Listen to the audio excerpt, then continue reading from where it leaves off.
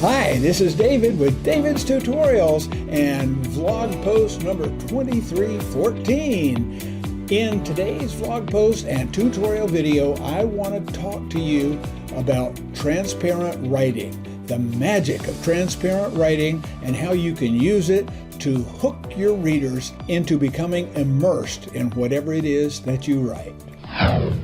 Now, as we get started in transparent writing, I'd like to first start with telling you what do I mean by transparent writing. Remember when you read a book or an article or anything, and you almost instantly become immersed in this article or this book or the story or the reading or whatever it is, to the point that everything around you just seems to go away, and all that's there is what you're reading. You're totally immersed. You're captivated. You are hooked. This is transparent writing. It's basically writing that causes the reader to forget that they are reading. Now, this should be the goal of anybody who writes anything. If you want to write things, write it in such a way that the people who read it aren't really aware they're reading. They're more immersed in the content than in the medium. When you write something, you're probably already aware there are two things you need to pay attention to. First is what you say. This is the content of what you say. And the second thing is how you say it.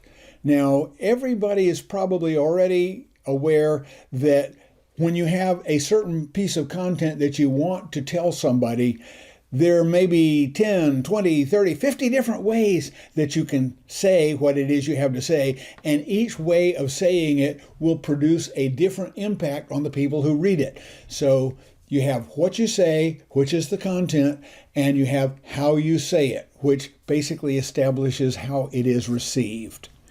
In the vein of what you say and how you say it, we want our readers, when they read what it is we have to say, that they're not really aware they're reading. They just become lost in it. And the number one rule for writing in such a way that the readers get lost in it is never let the writing get in the way of the reading. That's something you should keep in mind at all times. And when you proofread what you have written, and yes, you should always proofread what you have written more than once, you need to ask yourself the question, is there any way the writing gets in the way of the reading? I'll tell you how you can avoid this in a few minutes here, but let's just go on and talk about the next item, which is always tell a story. Always tell a story.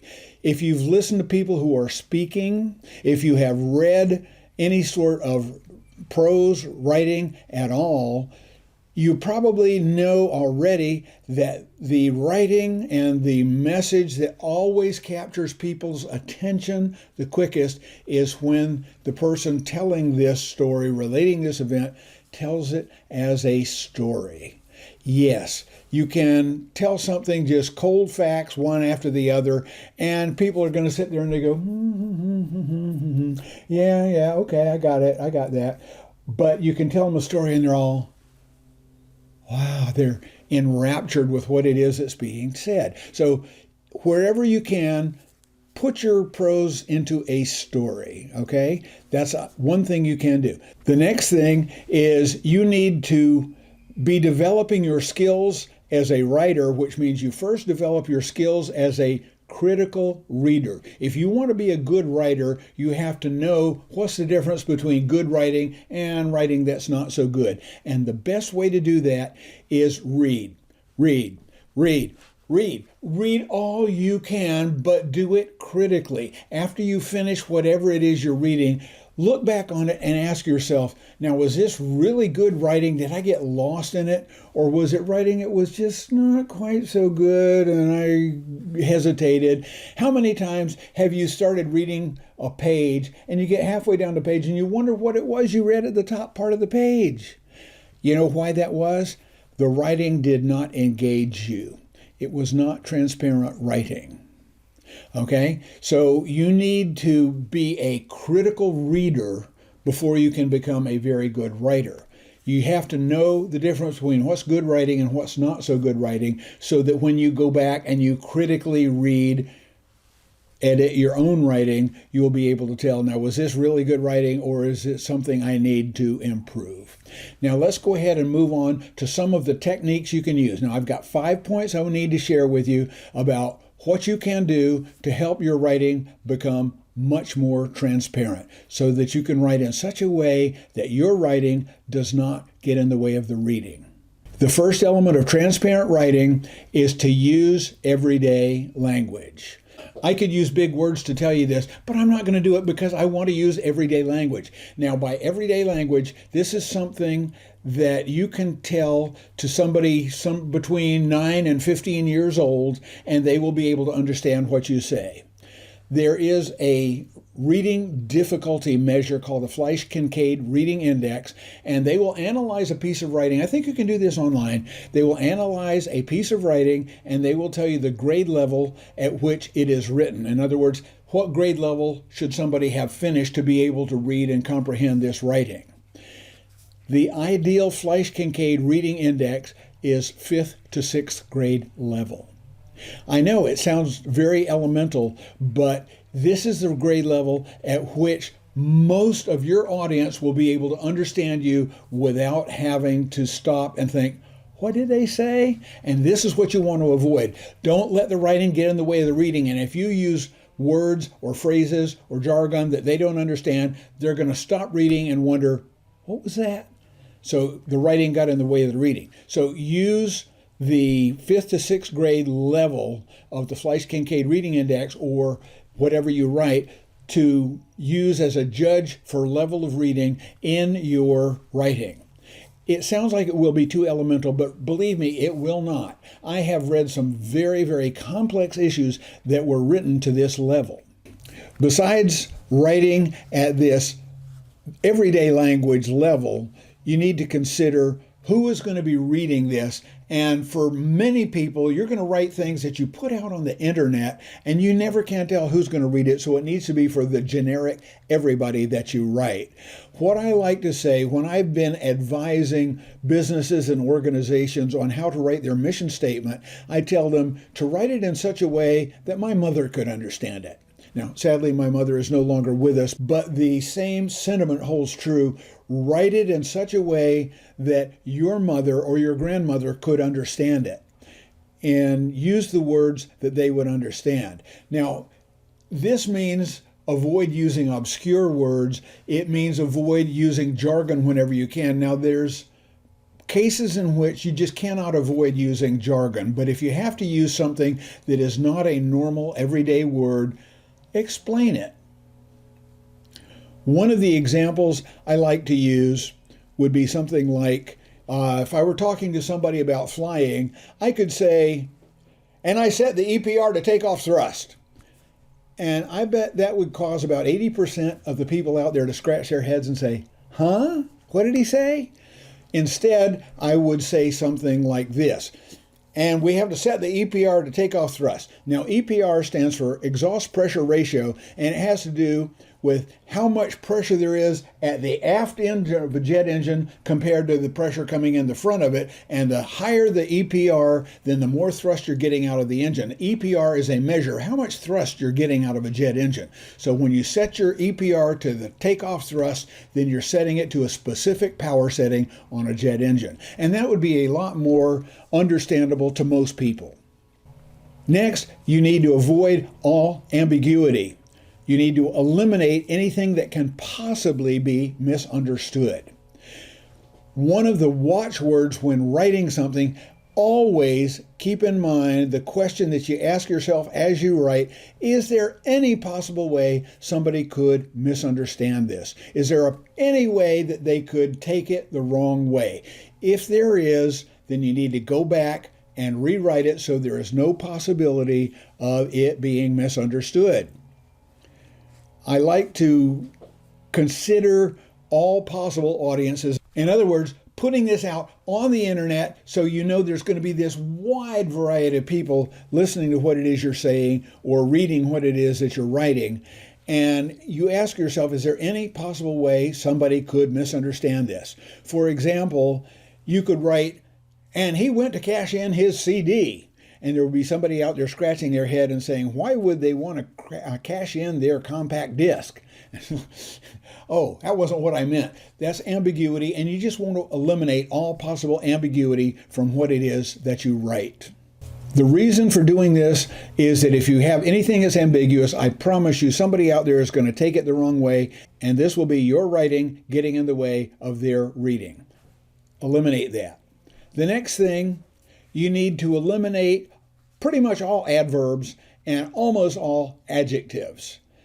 Now, people who are first getting started writing, they want to tell you exactly the picture they have in their mind, and they describe it to a T, and they use lots of adverbs and a lot of adjectives. And you know what? I will promise you this, most readers out there, their imagination can fill in the blanks. You would be surprised at how many people out there will be able to take the very barest skeleton of the concepts you're writing about and fill in the blanks much more vividly than you could ever describe it, no matter how many adverbs and adjectives you use.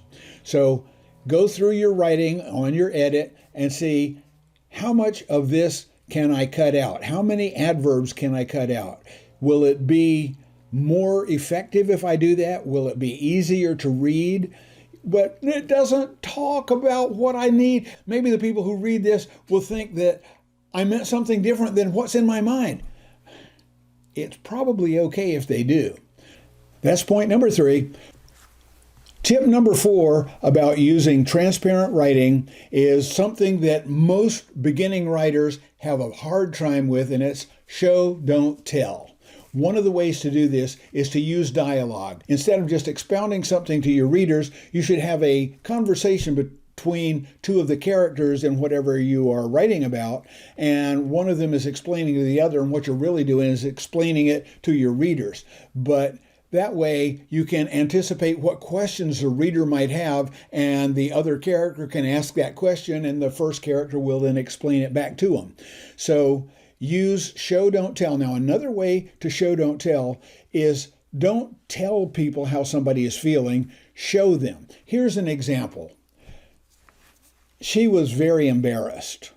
That's telling you how she felt. Instead, what if you were to write, she flushed crimson all the way from her neck to the top of her hairline, and she looked at the floor.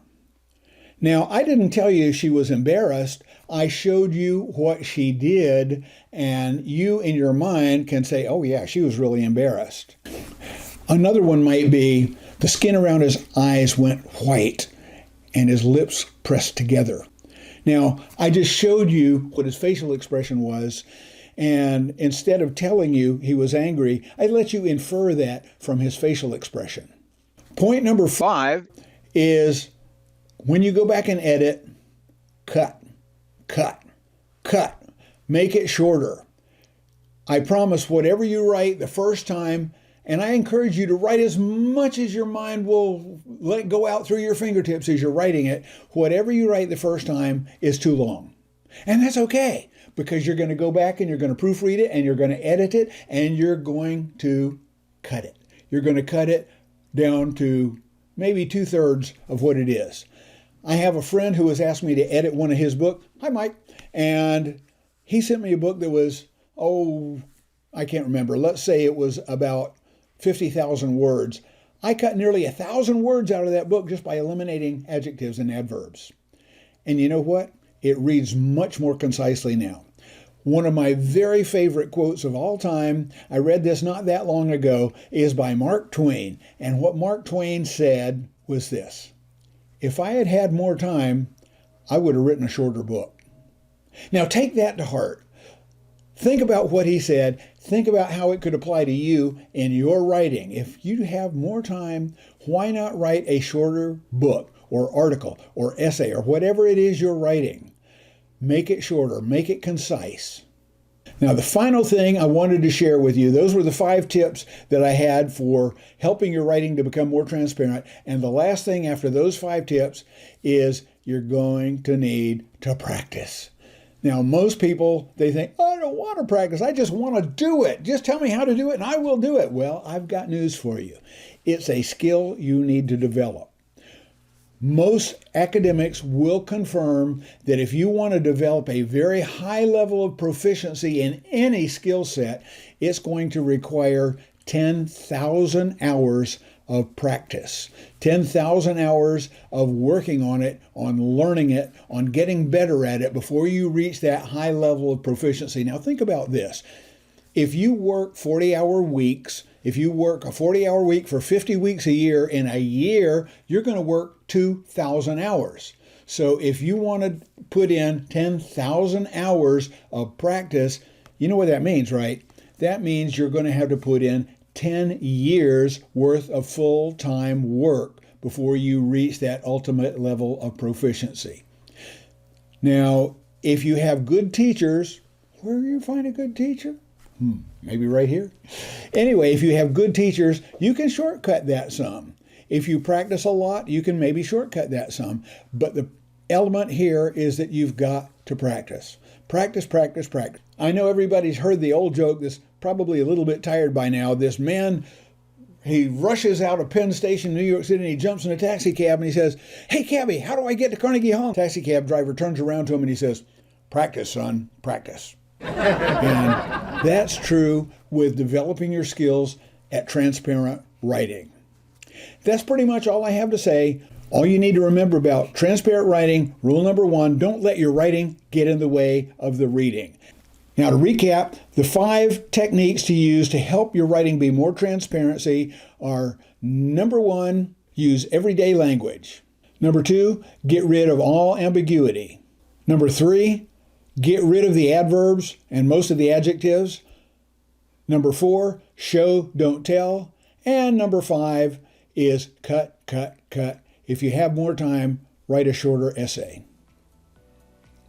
That's pretty much all I've got for this video on the magic of transparent writing, how to get your readers hooked. Give me the thumbs up just so that I and the YouTube robots know that you thought this video is worth sharing with other people, and it'll encourage me to make more videos. If you're not already a subscriber, and I appreciate everyone who is, why not go ahead right now and click that subscribe button and then the bell icon, and YouTube will notify you whenever we post another great video right here on David's Tutorials. And as always, why don't you go ahead right now and leave me a comment down in the comment section and let me know what you thought and how you will use transparent writing in your future. That's all I've got. Take care, everybody, and have yourselves an absolutely wonderful day.